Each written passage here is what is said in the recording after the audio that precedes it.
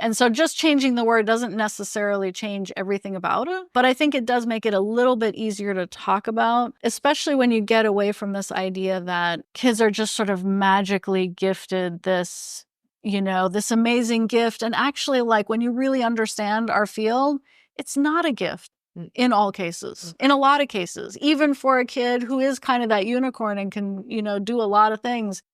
Hello, everyone. My name is Dr. Matthew Worwood. And my name is Dr. Cyndi Burnett. This is the Fueling Creativity in Education podcast. On this podcast, we'll be talking about various creativity topics and how they relate to the field of education. We'll be talking with scholars, educators, and resident experts about their work, challenges they face, and exploring new perspectives of creativity.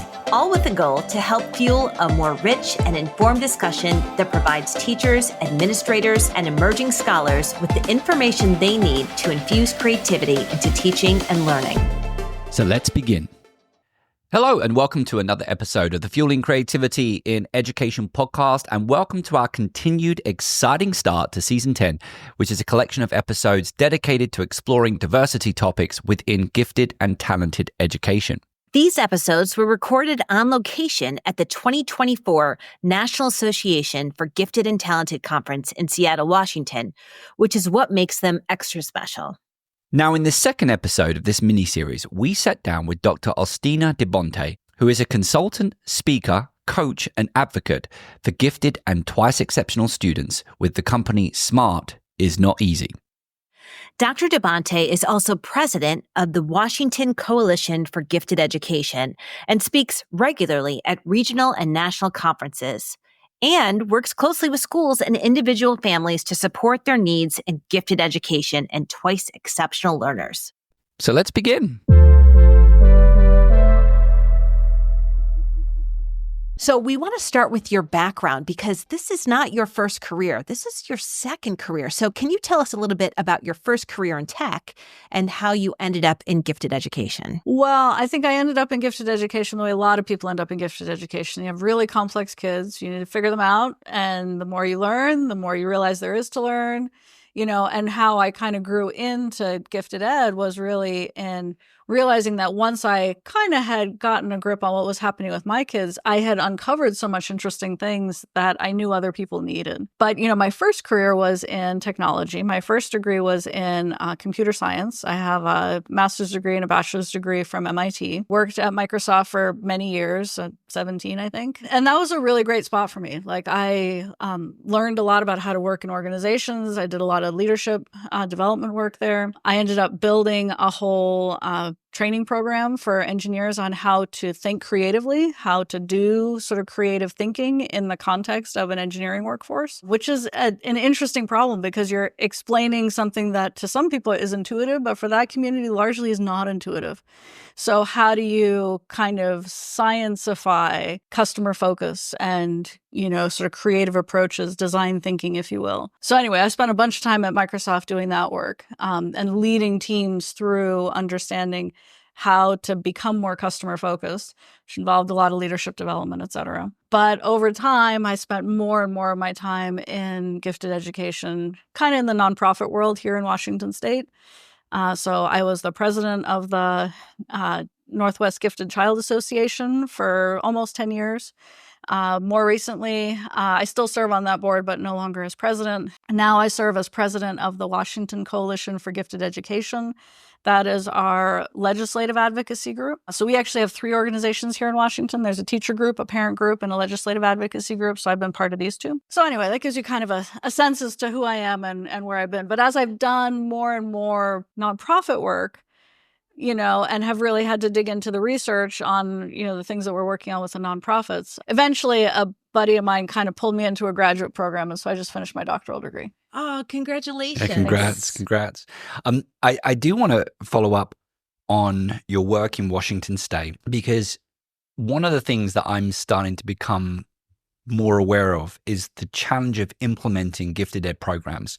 Imagine I'm coming from a state and we have no gifted ed program, and I'm trying to raise more awareness in schools and school districts and work toward a systematic program that can be implemented statewide, or at least form some unity within the state? What are some of the things that I should be thinking about? Where might I start? And again, how have you leveraged your previous career to support you in doing some of that work? And how much time do we have? Like, that's like a 4-hour question. Well, do you know where it's coming from? I'm not sure. There's lots of different elements that have to come together, Yeah, there particularly when it comes to developing legislation, which obviously is very important when it comes to actually mandating, I suppose, a program across the state. But, there's legislation, and there's actually getting buy-in of people to actually do the legislation, right? I mean, I just came from an affiliate meeting where everybody was complaining about how, we've got these laws, but the districts aren't actually doing it. We're lucky in Washington in that we have pretty strong law base. We've had mandatory, what we call highly capable programs. That is our Washington State for Gifted Education. We call it HICAP for short. That has existed in Washington since 2014. So we're on a decade now. Required in grades K-12, required for districts to identify, required for districts to serve. It's a lot of room for local control in terms of how districts actually do that. But they are required to do something, and they're required to report back to the state on, what they are doing. So there's a lot of important pieces. But the thing that we've really been working on over the past number of years, about 5-ish now, is equitable identification and equity in practices. I mean, and there's so many different flavors of equity. Like, equitable identification is easy to talk about, and I spent a ton of time there. But also equity and quality of services is a whole nother ball of wax, right? And, and there's a big piece of that in getting educators on board, right, with what needs to happen. Like, the law says this, but are you actually doing it? And are you doing it sort of in a way where you really understand why you're doing it and you care and you're doing it with reason? Or are you just kind of checking the box? But I do know that, congratulations, you just finished your dissertation, that in your dissertation, you looked at equitable identification methods. So can you tell us a little bit about what you did in your research and what you discovered? Sure. So my dissertation was a pretty detailed case study of a school district here in Washington State, in a suburban school district, where they had invested in equitable identification for about 6 or 7 years. I mean, and ongoing, but I was able to sort of capture that time period. I did a whole lot of interviews of administrators, principals, and teachers, really sort of figured out and was able to capture like exactly what were their practices, because this district is really interesting. What they did was, over the course of that time period, they continually improved their methods and eventually got to a steady state that really worked to improve equitable identification. And like, just to get to the punchline, like, over that time period, they are now identifying 16 times more kids in historically underrepresented groups. 1/6.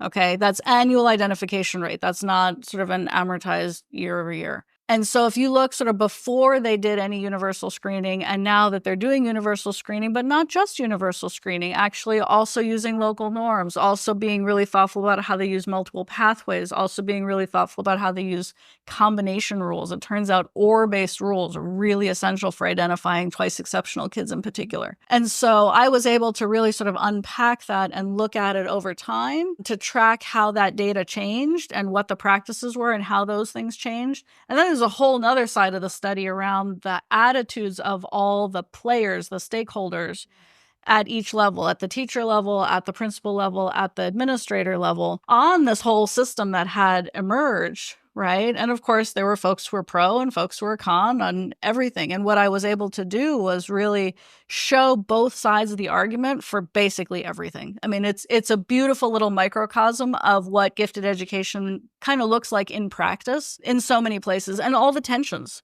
Like, what are all those tensions that come up? And they come up everywhere. I think they're fairly universal. And so it ended up being quite long. Sorry. So no. So can you give us a couple examples of these tensions? One major tension that shows up a lot is around test prep, right? So if you've got, sort of some communities of parents who really are very motivated to get their kids into a program, right? Often these are, more affluent, often more white, often more Asian families. Not always, but there's definitely a skew in that direction, who are willing, interested, and able to prep their kids, right? And there are programs out there. I'm not a big fan, but whatever, it exists, right?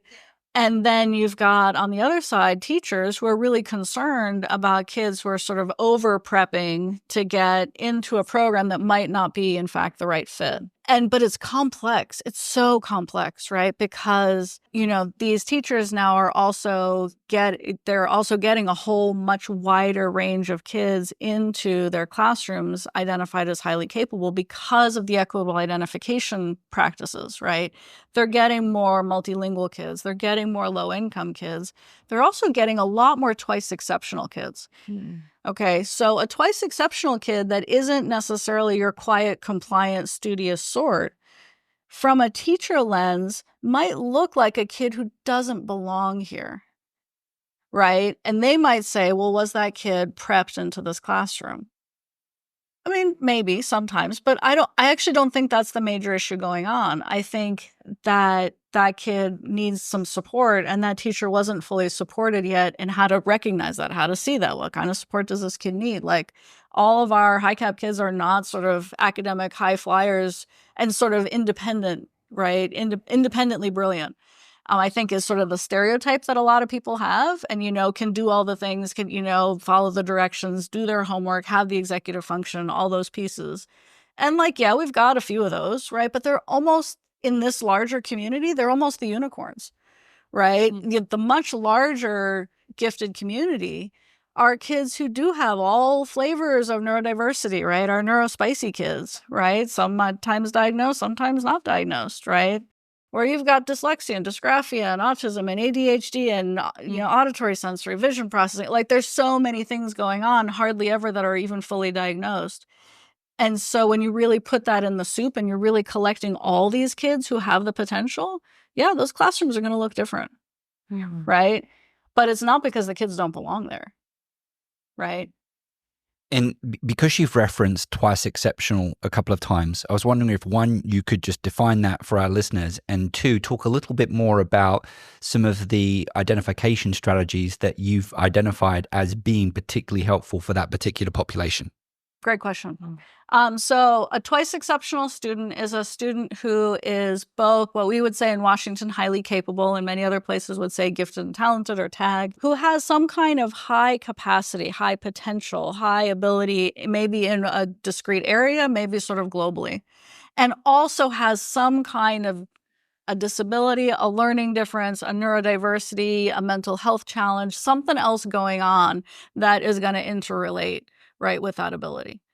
And so it's twice exceptional is a huge umbrella, right? When you tell me a kid is twice exceptional, I'm like, great, tell me more, because that doesn't actually give me a whole lot of information, right? You really have to know a lot more about what's really going on to have even a sense as to the profile of that student, right? But it is sort of a helpful umbrella term to be able to say, okay, we have this class of kids who, yeah, they might have some real need and readiness for acceleration or depth in some area, but they need some support at the same time, right? And in order to access that, they're going to need that level of support. And if you don't provide that support, they're never really going to show you what they can do, right? That's a perfect response. If you don't mind, just expand a little bit more on the identification, particularly, is the most popular methods for identifying gifted students effective for that particular population? And if it isn't, what advice would you have for other schools or school districts or practitioners to be better equipped to think about twice exceptional learners or the potential of twice exceptional learners within their student population? Well, we can go back to my dissertation, actually, that really one very key insight that came out of that is that they identified way more twice exceptional kids, and they weren't actually intending to. It was sort of a byproduct of the process that they ended up using. There's some really good insights there, because the key piece that really moved the needle for twice exceptional kids was using a form of combination rules called OR-based rules, where instead of saying a kid needs to qualify on this test and that test, you say the kid needs to qualify on this test or that test. Right? And actually, even better if you've got multiple options, right? So a way to think about it is that you're giving the kid multiple chances to demonstrate their readiness or their ability. Okay. Actually, why they did it was purely for cost saving. right? To not have to test a kid multiple times, right? As soon as we have a qualifying score in something, we're done. We're not going to test this kid anymore. We don't need to see it twice, right? But the impact of that was that they gave kids multiple chances, right? And if the kid, after 2 or 3 chances on, the way they had it set up, different instruments depending on grade level, then okay, the kid doesn't qualify. But as soon as the kid had a qualifying score, you're in, we're done, and we're not going to test you anymore. And the impact that had was that it scooped in so many more twice exceptional students, which in retrospect makes perfect sense. Like that's not even hard to understand, right? Because our twice exceptional students do have this like wonky up and down profile of test scores. Like that's just what happens with them, right? Sometimes they're in their A game and they can show what they know on this particular instrument. Sometimes because of the kid, because of the environment, because of the test, because of the match, whatever, right? It doesn't go so well. And so when you require a twice exceptional kid to show us that you're working at the 98th percentile here, here, and here, they hardly ever can be that consistent, right? But if you say, no, once we see that you're working at this level here, like we're going to believe that. It comes down to believing high test scores can't happen by accident, which they don't, and not getting all wrapped up in low test scores, right? Thinking that low test scores tell you something, right? Because there's 1,000 reasons why a kid could have a low test score that doesn't mean anything about the kid's ability.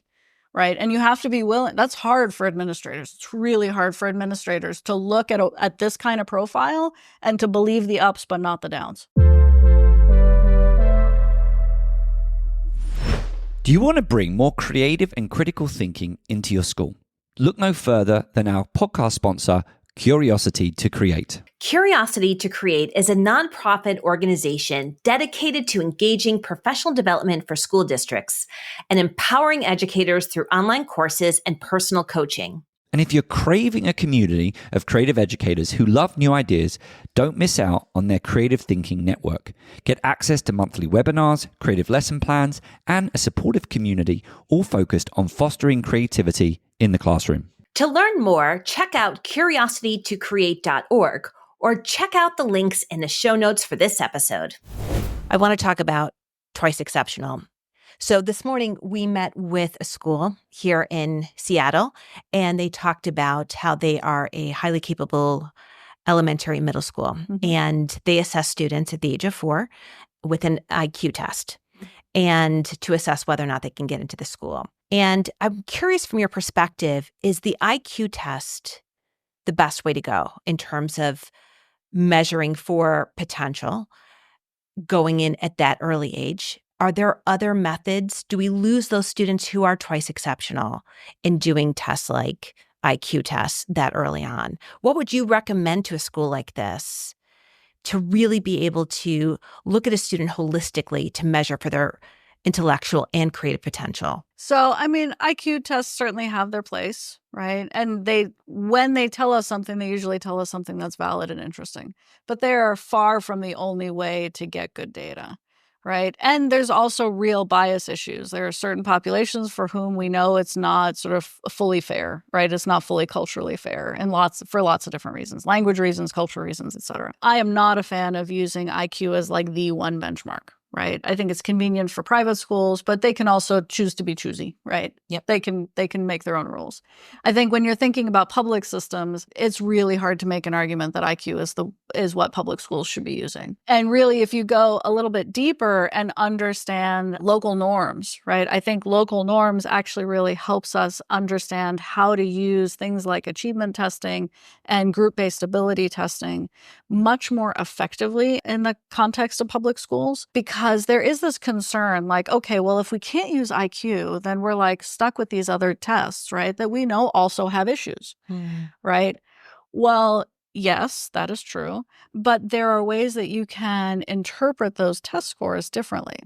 Right. And so let's say, for instance, and, like, again, my dissertation is another case study of this, right, where they said, OK, we're going to have this general criteria of the 95th percentile. Any kid who scores at the 95th percentile in math or reading, we're going to scoop into this program and provide services in either math or reading. OK. But they also said, but for our multilingual learners, our English learners, And for our low-income students, we're going to create a different criteria. We're going to say kids can need to score at the 88th percentile or higher. Okay. And so for those particular populations, there was a different criteria. That is a form of local norms. It's a group-based local norm, right? And it's basically correcting for the fact that there is a difference in those groups in their relationship to the instrument, to the test. There's test bias in some tests, right, that are going to affect certain populations differently than others, right? But there's also a difference in what we call opportunity to learn. Right? Have those kids all had the same opportunity to learn what is being assessed on the test? Right? So when you have a lower score of, say, a multilingual student, is that because that kid is not as capable? Or is it because the kid has two languages and this is not their primary language, right? And maybe hasn't had all the same academic experiences that a sort of typical kid might have, right? So you use local norms almost as like a corrective factor, right? To make sure that you're looking thoughtfully at, all the things that could be going on with a particular kid. And so when you take that approach, you can use any test. It doesn't matter, right? Use an achievement test, use an ability test, use the Naglieri, use the COGAT, use an Iowa, use a Smarter Balance, use a MAP test. Like, it doesn't matter, right? The kids that are clearly high are going to be clearly high. That wasn't the hard part to begin with. But in these historically underrepresented groups, I think particularly about multilingual and about free and reduced are sort of the really easy ones to think about. But I think we could probably spread a little broader there if we think a little harder, right? In those groups, if you use a local norms approach, you can identify the kids who within that group are going to be sort of the highest performers within, say, the multilingual group, or the highest performers within the free and reduced group, right? The school district that I studied pulled those kids into a highly accelerated program. They had these kids accelerated 2 to 3 grade levels in math, and they were doing just fine. Like, they even shared some data showing achievement scores of these kids a couple years later, and it was indistinguishable. The kids who were qualified using a local norm versus kids who qualified sort of via the traditional means, 2 years later, they had the same achievement. So it really validates this idea that you really need to adjust how you look at these test scores. It's not that the kids are not as capable, it's that the test is not showing it fully clearly. And so you have to interpret it correctly. And local norms is a tool for how we do that. Okay, Austina. Yeah. I know you've done a lot of parent work and parent outreach with Gifted Ed. So can you tell us, imagine we come to you and we are parents of a child that we think is gifted or twice exceptional.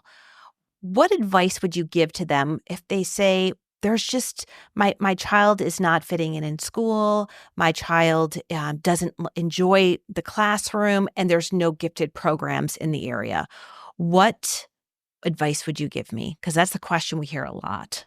So I do a lot of that consulting work, actually. I work with families quite often. And I'd say the number one issue is that families don't fully appreciate their kids' twice exceptionality. And they actually don't have all the diagnosis dialed in.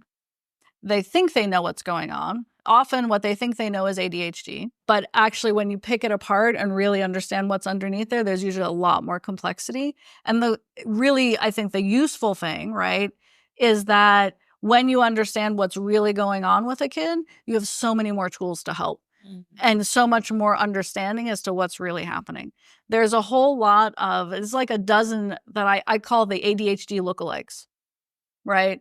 Things that look, smell, and act like ADHD. And even if you go to a neuropsychologist and get a full eval, would probably score as ADHD in most cases, but may or may not actually be a neurotransmitter issue that's going to respond to medication, right?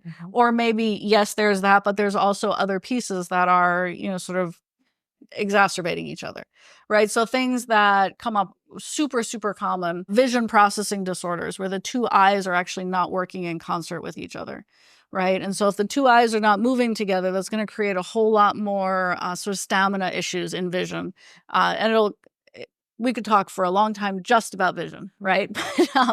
So there are vision processing issues. There are auditory processing issues, right, that make it hard. It's basically a timing issue effectively between the two ears, right, where the brain is sort of hearing things imbalanced and the timing is off, right? Again, it makes it really hard to understand in noise. When a kid can't understand well in noise and is really sort of struggling to understand what all these little noises mean, right? Our kids care, right? They all care, right? And they know that they're missing something. And so they hear this little noise and they hear that little noise and they hear that little noise and they're saying, was that important? Was that important? Was that important?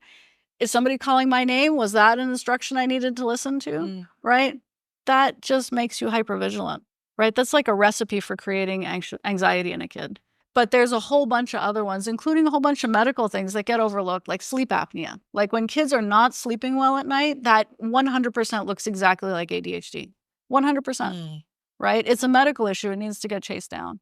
And so when you understand all these different things that could be going on and you sort of look at it more deeply, you know, to really understand what I think of as like the root causes underneath twice exceptionality, you have so many more tools, right, to actually be able to help. Like if you understand it's an auditory issue, you're not going to be spending a lot more energy thinking about, okay, what is this kid's auditory environment? How can we support that? Is it worth getting some tools? There's a great ear filter that you can get. There are low gain hearing aids that you can get, right? Is it important for this kid to have, you know, some head muffs that they can put on occasionally, right? You know, or just pay attention to how much auditory chaos they're experiencing over the course of the day. They need quiet time to break. And if you provide those accommodations, those might help 10 times more than anything you would do for executive function issues. But we could also talk about gifted education. I mean, like, you know, yes, in schools, there isn't enough gifted education. And I think there's also a lot of debate around what gifted education actually is.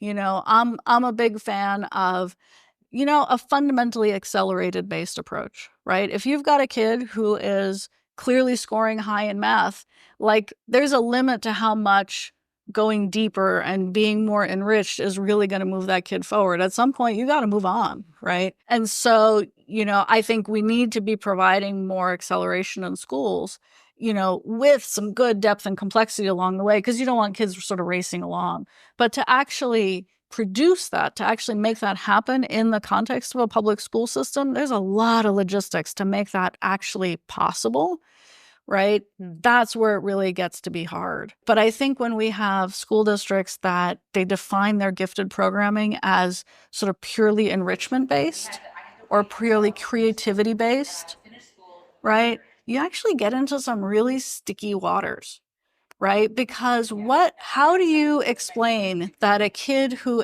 is sort of high potential in math, for instance, right? Or high potential in reading or in, you know, sort of verbal skills, why would that kid need creativity skills any more than any other student in the school? Like there's a real sort of moral ethical problem there, right? Like all of our kids deserve enrichment, creativity, flexible thinking skills, brainstorm, like all that good stuff, right? It is very hard for me to say, yeah, that's only for our gifted kids. Like, why? That doesn't make any sense to me. Like, I think all kids everywhere need that. And yet also we have these kids for whom the typical grade level classroom stuff, they've already mastered those standards. They need to move on. And that's largely going to be acceleration. Austina, I 100% agree with you on that. That's something that I've always been curious about is why is it that, we could sell, not that we're selling creativity, but we can advocate for creativity in gifted programs. We can be around educators who are gifted and say, yes, we need creativity. But you go to a standard teacher or a regular school district and they don't seem like they're oh, well, that's for the gifted students. That's for the gifted students. I'm like, okay, that's so for all kids. It's actually, since I've been here, that's exactly what I've been thinking is, I mean, I understand there's a historical relationship between gifted ed and creativity, but it seems crazy. I mean, if you look at how many creativity scholars are here at this conference, but we should be finding ways to infuse creativity throughout the curriculum and also throughout academic events such as this. Right. Yeah. Yeah. I mean, Yes. and there's a role for creativity everywhere, including in advanced accelerated learning. Yes. Right? But it's not like its own domain. Like, I've always pushed back again, like, why are we having like a creativity lesson? Like, that seems kind of goofy to me. Like, it should be imbued in everything else. And it shouldn't be just for the gifted kids. Yeah. Right? Like that. I don't get that. No. So you've been using the word highly capable. Yeah. I've also, we know, talented and gifted, sometimes gifted education. Could you tell us a little bit about these different names that exist within the field? Why you have a particular preference and, any concerns about using one name over another name? Oh, nomenclature is that is the big hot topic right now. But there's a real good reason why I use the word highly capable, because that is the Washington state word. It's what's built into our Washington state laws. It's actually just before my time, but only just. So I was not there when that was decided, but I actually really support the decision, because I think the word gifted carries a lot of baggage that, especially for folks not in the field, doesn't fully make sense. And it sort of creates these negative connotations that I think we fight with in all different places. And so, moving to some different nomenclature, I think, is probably healthy. I have found highly capable or high cap to be pretty effective in Washington state. In my mind, it's a very similar concept. Conceptually, it's the same thing. It's not like there's some other hidden meaning in there. It's just a different word. But that said, at the end of the day, you can call it whatever you want. You can call it Philadelphia. It's still a difficult concept for people to wrap their heads around.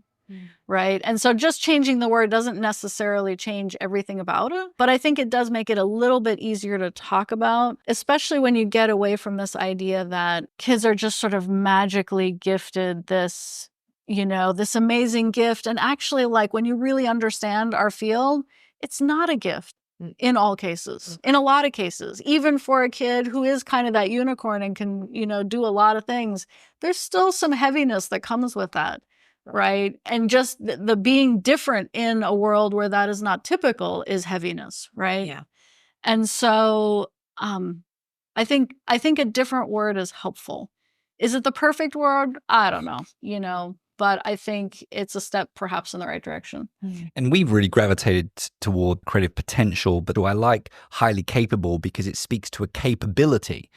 And the need to support someone maximizing their potential with that capability. Whereas, as you referenced, the idea of being gifted something, it's like, oh, they're gifted on the piano, right? Like, they've got this gift, they're gifted at soccer. I think I'm going to shift over to highly capable. I like that much more too. So And I haven't heard that term until today when we were at the school. Because we're East Coast. Well, welcome to Washington. Yeah, I like highly capable because it gets across both the idea that a kid could be high capacity and really achieving at that level. Yeah. But it also gets that potential idea in there also. You could be highly capable and maybe not achieving there yet, but you're capable of it. Yes. Right. And so it gets both aspects, which I think is important. Right. We need to have both sides of that to really do a good job. Austina, this has been such an incredible conversation. And for those of you listening, teachers and parents and administrators and emerging scholars, which is our target audience, we will send them the link to your website so they can learn more about your work, because I think there's a lot to dig into. Now, before we go, we want to ask you a question. It's a new question on our podcast that we're going to start asking all of our interviewees. And the question is, can you share with us a creative educational experience that you've had in your life, either formal or informal, and the impact that it's had on you? Well, I think it's an educational experience that I built, and actually in my first career. So one of the things that I did in my first career was I built a training program for Microsoft engineers to teach them how to be more customer focused, how to sort of take the ideas of design thinking and really build them into engineering. So, the biggest problem in engineering teams is that they end up building a beautiful solution to the wrong problem, right? I mean, that, to just put it simply, like that's the issue, right? And so that was a real problem that needed to be solved. And so the way that we did it kind of broke all the norms, right? What we did was we brought entire teams into a training room together. We would have them in the same room together for a day or sometimes two.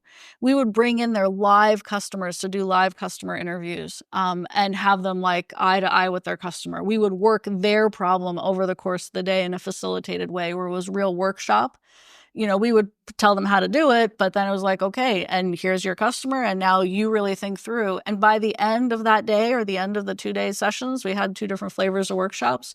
They often had created new product ideas that they were going to go to market with a year later. So that was really fun to innovate and to do, especially an adult education thing that really got everybody engaged and not just their eyes glazing over, because they were really doing the work and doing their real work, their day job, right? But just in a facilitated way where they're learning a bunch of tools along the way. Fun. Well, thank you so much. We're really grateful for your time. And if you're listening to the show, remember this is part of our series, Opening Up Season 10. We're going to be putting all these conversations together on our website. You can visit that at fuelingcreativitypodcast.com. My name is Dr. Matthew Worwood. And my name is Dr. Cyndi Burnett.